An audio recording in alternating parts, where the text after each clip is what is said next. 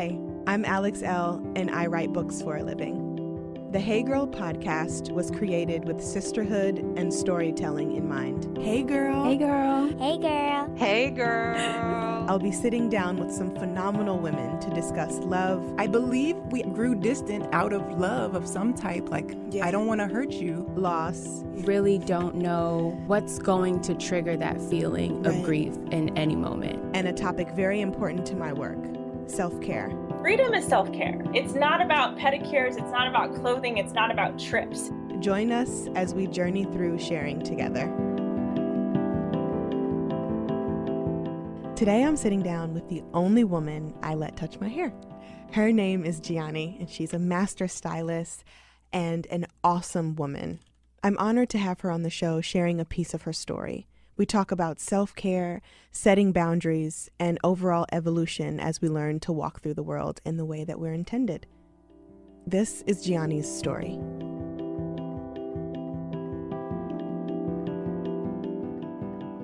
Hey, girl. Hey, girl. Gianne, thank you so much for being with me today. How are you? I'm doing well. How are you? I'm doing good. I'm definitely missing you here as my stylist. So is Charlie. So is my mom. I hear it almost every week. My mom's like, I wish Gianne was here.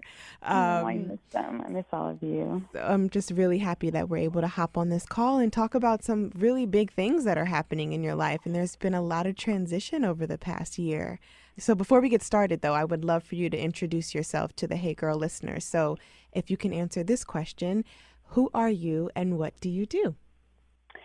Well, my name is Gianne Nascimento, and I am a hairstylist, and I've been a hairstylist for the past 13 years. In those years, I've kind of just centered focusing on becoming good at what I do. Mm-hmm. And in that, I've experienced relationships and heartbreak and friendships that have really helped me make decisions, a lot of hard decisions in the past 2 years. So I'm evolving. So you've been in Los Angeles now it's been 2 years, right? It's been a year and 6 months, I believe. 6 months. Okay, so a year and a half. And I feel like that has really flown by. I want to. Where's the time? For real. I want to start by why LA and why the sudden kind of like, okay, I'm ready to do this and I'm just going to do it. I'm going to go for it. How did that come to be? I think it was about almost 3 years ago. I was scraping snow off of my car in front of my friend's house, and I was just like, this is not it. Like, I can't deal with this anymore. And I swear, I didn't have any gloves. I was scraping. I was looking around. I'm like, why am I even scraping my car? And I have to still go to work. Like, the streets are horrible. It's a shitty day. Nobody's really going to show up. Like, I just, I'm like, what am I going to do next? Like, I have to figure out, I don't want to be near snow. I hate being cold. So I just, that was my first idea of just like getting away from the weather. And it just, I just started thinking about it, and I had conversations with friends and complaining about the weather and complaining about feeling like I'm just stuck even at work. And I don't know, started thinking about where it would be nicer to be. I've never visited California before me making that decision to move. Wow. So I just, just searching some salons that are online, or some salons that are Aveda salons in California, and I found a few, and I sent an application and my resume. I just did it because I was like, all right, well, if I want to change anything, like, what would I do? And it was kind of that. It was just that moment. It was not wanting to be uncomfortable anymore. I remember, I think you were giving me a trim when we first had this conversation, and you were like, I'm moving. And you were telling me that you were applying, and I thought that was really bold and courageous of you because, being a stylist and also having your family here, and you're really close with your family from what you've shared, like how big of a transition this could be for you, and it was for you, but just starting over and starting fresh. So I want to talk about that a little bit. Like, how did this shift, I guess we can call it, or this kind of evolution to I'm tired of being uncomfortable. I feel stuck at work. I hate it. I hate this weather here, and I'm ready to just kind of fly and see what happens. Was there any trepidation around that, or were you like, I'm going to do this. I'm applying, and when I get that call, I'm out of here. How was that for you?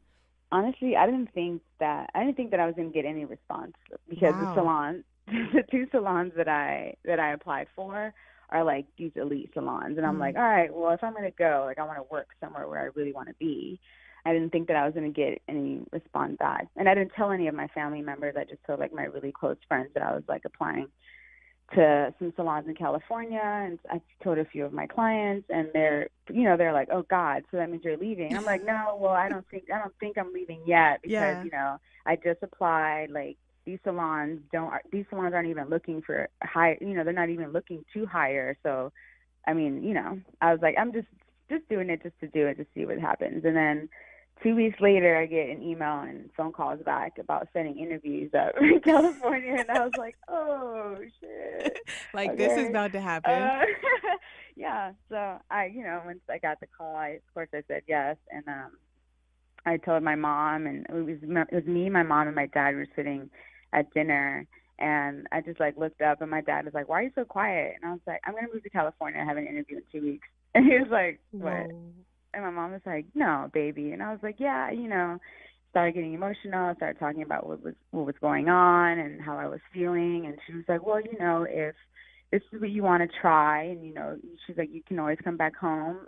She's like, "Go to the interview, come back, figure out, the next step." So I did, and it was wonderful. And as soon as I had my interview, they asked me as soon as you can start, and I thought it'd be fair to tell my job at least a month in advance. So I came back and I told my family. I told my mom. I told my mom and dad, but I didn't want them to share with my family yet because I didn't know for sure. And I didn't want, I have nieces and nephews, and I didn't want them to be like, "Oh no, you're leaving already." So I wanted to tell them, Right. Mm-hmm. I came back and I told them that it would be a month, and I started sharing the news with everyone. And it wasn't until I told my niece, who's 12 years old, that I was moving, that I realized that I was actually moving, because she was crying and I was crying. I was like, wow, this is actually going to happen. So it was really difficult. The first few months, I would say the first 4 months being here away from everyone, because I did move somewhere. I had no friends. I didn't know anybody. I've never been here before. So I just felt, there was a disconnect in family. I just missed everyone, and I was sad, and I didn't think that I was going to be here that long. So I put it in my head that I would be here for just a year, and I would do my best in that year here. And I've been doing that, and it's, all these opportunities have been happening, and all these people I've been meeting, and I'm like, okay, I think this is where I belong. The shift was hard at first, but now it just feels like this is where I'm supposed to be.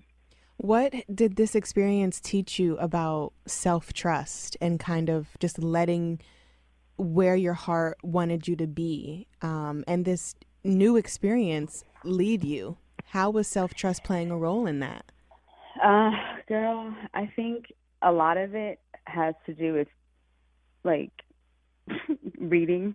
I've been reading a few books, and I have just like anybody, sometimes you have self-doubt, and you just have to have reassurance that you are, you're trying to do the right thing for you and the things that you love to do. And just I have 2 books that kind of go back and forth. I read, or just read a few pages or whatever, just to give me a little bit of a reminder of why I even applied in the first place. So just trusting that I had something that I was working towards, and continuing that. And gut intuition, when I feel when you make a decision, you never really know if it's the right decision or the wrong decision, but you have some type of, at least I've experienced some type of feel inside where I'm like, okay, this seemed like it wasn't that stressful after making the decision, Yeah, for sure. So kind of just going back and reminding myself why I did it. Starting fresh often requires us, literally to rebuild from the ground up. So going into this new salon, being in this elite salon that you've been kind of wanting to expand in, and I remember you saying like you get to sit out on the balcony and have your lunch and it's sunny and it just feels good, and like that's that's kind of like your recharge, your self-care, in the middle of the day. How was the rebuilding when it came to clients and the business side of things? It has been a blessing, seriously, because of Instagram. Yeah. Social media has played like such a crucial role in me starting over that, I left a clientele base of like 12 years, and coming over here and then having, including yourself, like having friends whose hair I do and them just just posting one thing and then having 6 girls like, hey, you cut Alex's hair, can you cut mine? And then, building. Like it's been such a blessing to have just that tool to build. And the salon that I work at offers like education classes, and they offer ways to market yourself. So it hasn't just been like me building. It's been a team effort on my salon's behalf as well, which is I really appreciate that. And then experience all the years that I've been doing hair, the clientele that I know that I want, the clientele that I know that I want to maintain. I try to market towards those people, and it's been going well.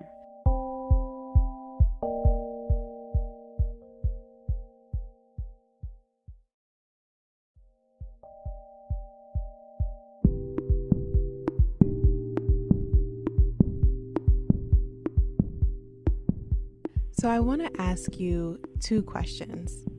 The first one being, what has doing hair taught you about community and sisterhood? I know that you do men's hair sometimes, or you did when you were here, but as far as being a woman in this field and, women trusting you and your hands and your talent and your expertise, right, to do their hair, which is something that we all love. We need someone to give us a good trim without butchering our hair. If we want color, we want a expert or a master colorist. We want these services that are going to make us look and feel good too. Like some women, they come to the salon and that's their form of self-care. So what has that taught you about community and like how you show up not only for yourself but your clients?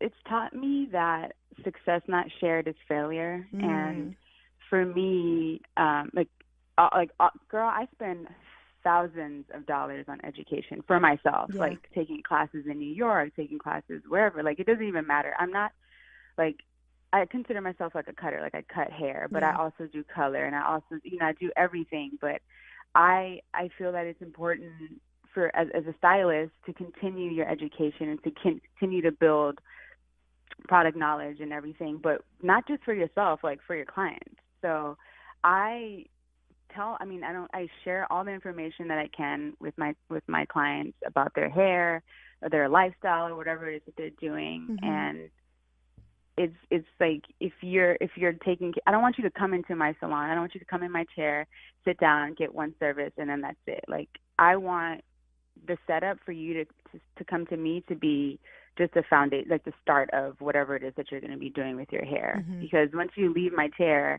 and you go out, I'm not thinking about how you left. I'm thinking about your next wash day and what you're going to do and how it's going to look. So educating my clients on product, educating my clients on techniques to do with themselves, at least I feel gives them a form of like, oh, I can do this too. Like it's not, like I'm paying this much to get it done. I should be getting more than that, So, and then that goes into feeling great. Like once you leave, you feel great, and if you feel great, I feel like you do great. And if you do great, it shows, and people kind of pull from that. And haircuts seem like just haircuts, but I've had my hair cut and I've had my hair blown out, and I walk out of the salon. I don't even have anything to do, but I will find something to do. So like I feel like if you're leaving and you feel good, like you'd want to do something with that. And if you're someone who's passionate about community service or whatever, like you're gonna want somebody else to feel as good as you're feeling in whatever form that is that that you give them. And for me, it's doing hair. And that is so true about the whole haircut thing, because I tried to cut my own hair and I have that picture. and I cut a whole ass hole in my hair. Girl. And I was like, literally, Gianne, I was frantic. First of all, my husband is terrible because he was like, oh, it doesn't even look that bad. And then you took a picture and you were like, girl, what were you doing? I don't even know how you did that. The angle is, I don't even understand. But let me just tell you, like, you being in town that random day, I had no idea you were in town. I think Ryan or my mom was like, I think Gianni's in town because he saw you. Oh yeah, he saw you with Isla, and I was like, oh my God, please come. Because it was literally 5 minutes after I hugged him and walked away that I looked at my phone and he texted me. And I was already in the street. I was like, yes, girl, I'm here. Where you at? Oh man, so my hair has come a long way from that day. I called myself going on YouTube and trying to do my own taper because I was so pressed and like, Gianni's not here. I have to figure it out. But that was a bad idea. And you're the only person that I let touch my hair. The only person. And I told Ryan, I was like, I need a trim. My girl's not here. I'm just gonna have to wait. And he was like, well, please don't go on YouTube because we don't have time. There's a lot of stories on YouTube. And that just I tell that funny story to say, like, that is community building. Like, to be able to just want one person that you have grown to love and trust and lean on, to give you that service and I know that you're never gonna mess me up. I know that I'm never going to leave with a hole in my head. And that trust is what builds the community and what essentially builds the sisterhood. And then I recommend my friends, and then your other clients love you so much. They're recommending their tribe of people and their circle of women. And it just all comes together. And I feel like that is what's so important when we're being of service to people, no matter what that service is. So to fast forward just a little bit, or maybe even rewind just a little bit, when did you fall in love with hair? How did you know this is for me? This is what I want to do?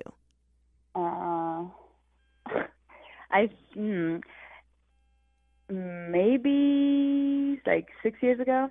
Mm-hmm. And I started braiding. I was 10 years old. I started braiding hair for the kids in my neighborhood, and then I obviously was braiding my own hair.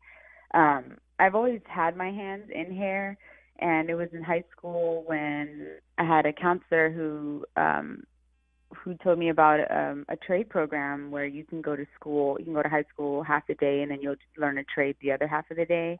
And the school that I was at was Thomas Edison High School of Technology, and they offered like culinary, they offered salon, like hair and nails. They did skincare, massage, auto body, and it's just like people from all other schools that just come to the school and learn this trade for half a day. Mm-hmm. And she knew that she knew that I did hair. She knew that I was interested in it, and she asked me, she's like, that this is a profession too, right? You can do hair and get paid for it. And I was like, wow, didn't even think about that. So I enrolled, and I hated it. I hated sitting down. I hated the theory work. I hated learning about all the muscles of the body, like infections, hair. I'm just like, this is way too much. I thought hair was just hair. Mm-hmm. Like, when are we going to work on the mannequins? Right. When are we going to do color? And my teacher is like, this is it. Like, you have to learn the foundations of everything, and you have to be able to deliver whatever, but you have to understand this first. And the first year was just that, and it was difficult for me because I thought that everything was just hair, so I didn't really like it until we started working on our second year on hair and like actual models and whatever. But even then, like, I was working as an assistant in a hair salon, and I was learning from these three stylists, Anna Marie, Fasika, and Alicia. Mm-hmm.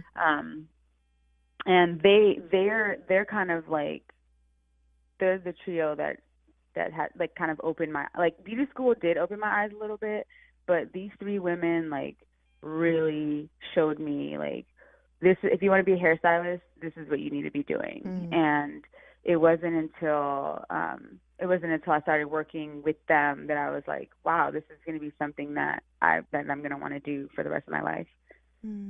I think that's awesome. So shout out to them. Yeah, that is amazing because I didn't know that about you. I didn't know that you had been doing hair for this long, but only recently, half that girl. time you started falling in love with it and really embracing what the offering was. So I think that that's really great to share because not everything is sweet from the beginning and rooted in like this deep fiery passion and stuff. Like that's not how it works sometimes. No, it's not like that.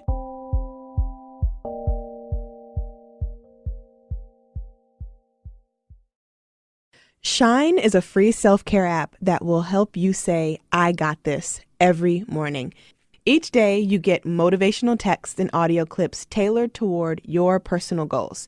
Shine will help you grow and be kind to yourself along the way. Think of it like a personalized pep talk, but in your pocket. I love waking up to Shine's texts in the mornings. They're motivational, uplifting, and can really help me kickstart my day on a positive note. Shine's motivational texts make me feel like I can run my day. One of my favorite Shine features is the check-in option. They send a prompt, and I'm huge on prompts, asking about gratitude. What am I grateful for today? That's a question that I ask daily during my own writing practice. So to have it come straight to my phone as a reminder is awesome. And if you're into meditation and affirmations, Shine has something for that too. Why is the Shine app so awesome? Well, for one, it's a great way to start your day. If you ever feel anxious or overwhelmed before you get going, every weekday morning, Shine sends you a motivational text to help you hustle with your heart. Over 3 million people in 189 countries start their morning with Shine. If you're interested in giving it a try, download the Shine app today at the App Store or on Google Play and go to shinetext.com/heygirl to get 50% off Shine Premium.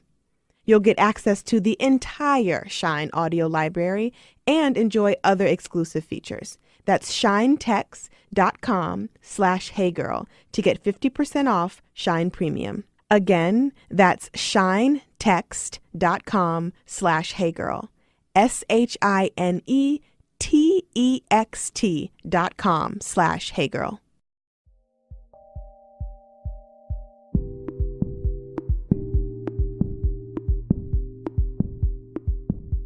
Back to you being in California now full time. You've been there a year and a half. You found your footing. What are you doing for self-care and on the side for, your own personal practice? So I meditate a lot. Mm-hmm. It's not like traditional, like lay down, no, I just close my eyes, no matter where I'm at, close my eyes, take a few breaths. I put, this piano playlist that I have on my phone, and I just listen to like 2 songs, and I just like sit and breathe. Yeah. And for me, that kind of just like brings me back to just being able to breathe. I mean, there's so much craziness going on in the world, and like the challenges that I'm facing or that all of us face in our personal lives, to just kind of cut back. And even if it's like 2 or 3 minutes, it's enough to kind of just make you realize that you're still alive, you're healthy, this is happening, but you can change it. But, it's kind of important to step back. And then physically, I've never been this active in my life, and it's the best that I've ever felt in my life. So I do Muay Thai training, I do jiu-jitsu, and then I do strength training. And physically feeling better is like, I can't even explain like how it feels, but physically it feels amazing. And waking up in the mornings, working out, going to work, getting off work, going back to working out isn't just like working out because I'm trying to be fit. Right. Because now I'm at the point where I'm working out and I'm learning a craft, like I'm learning jiu-jitsu. And in jiu-jitsu, it's not just like working out. You're learning techniques. You're learning how to keep your breath steady. You're learning how to work under pressure, like somebody literally pressing their whole body on you, pressure, and then technical pressure, like trying to escape from stuff or whatever. So fitness has played like a huge role for me in self-care. And then of course with that, nutrition, eating healthy and everything. So, and when I got here, I had nothing to do and nobody to hang out with. So I was like, you know what? Okay, I'll work out 6 hours a day. Why not? You know? And weren't you surfing at one point? Yeah, I did. It was on my bucket list of things to do. That's and I didn't awesome. want to like go on vacation and just surf. Like I actually wanted to like live that lifestyle. Yeah.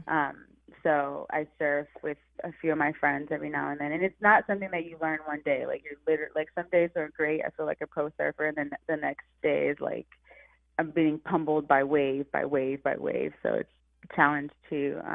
So surfing, and I love being by the water. So being in the water, working out, meditating, kind of just doing what I want because I have the time and I'm taking advantage of it. Yeah, for sure. So before we wrap up, I want to talk about one last thing, which is boundaries and how relocating has taught you about your personal boundaries that you set in place and the ones that, you know, that you're not crossing for just yourself. I find that whenever we have these big shifts, we have these new boundaries that we set in place for self-preservation and just like that is not allowed to steal my joy. So what has this relocation taught you about holding on to your joy, your peace of mind, and what boundaries you're setting in your life? I'm maintaining it by I've had two friends pass away last year. Sorry. And thank you. I guess I'm keeping it by reminding myself that like nothing is ever really promised. And the conversations I remember having with my mentor who passed away last year, and her birthday was actually on Friday. You know, I just remember talking to her about just doing better for myself and kind of figuring out where I'm going to be in the next 5 years. And she was like my best friend. So keeping her in my mind and reminding myself that like if she was here right now, like what would I be telling her about what's happening and what would she say? And she would always like be like everyone's like cheerleader, you know. So the joy that she had in her life, and for it to have ended, and for me to still be alive, and to have the pleasure of and the honor of knowing her, brings me joy and kind of keeps me focused and leveled at some times. If you could tell your younger self something, anything that could uplift where you were in that point of your life, what would you tell her? I would tell her to remember that the happiness that you bring into someone's life isn't worth compromising your happiness for having them in yours. Like growing up, like I would see my mom doing things for everybody in the family and going above and beyond because it felt, you know, like she wanted to see us all happy. But she would never really do things for herself. And she always felt like that's what she had to do. That was a sacrifice that she had to make as a mother and as a wife. And seeing that, I kind of fell into that too in friendships and relationship with people. And then just putting what I want for myself or the things that I want to do for myself in the back seat because I'm trying to help this person achieve whatever they're trying to get out of life. So do the things that you want to do for yourself because it makes you happy.